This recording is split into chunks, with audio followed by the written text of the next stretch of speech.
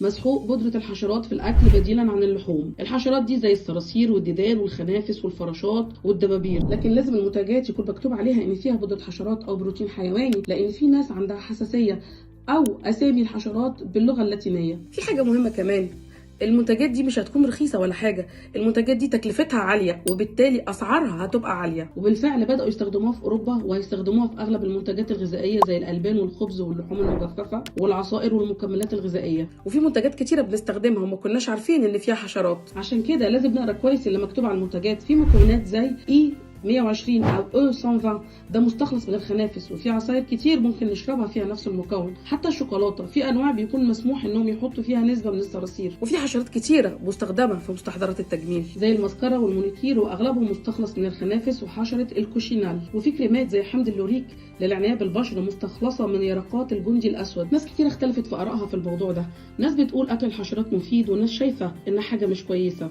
لكن رايي اننا ناكل كل ما هو طبيعي ونعمه من ربنا، ونبعد على قد ما نقدر عن الاكل المصنع والمعلب، ونقرا كويس احنا بناكل ايه واولادنا بياكلوا ايه. قولوا لي رايكم في التعليقات.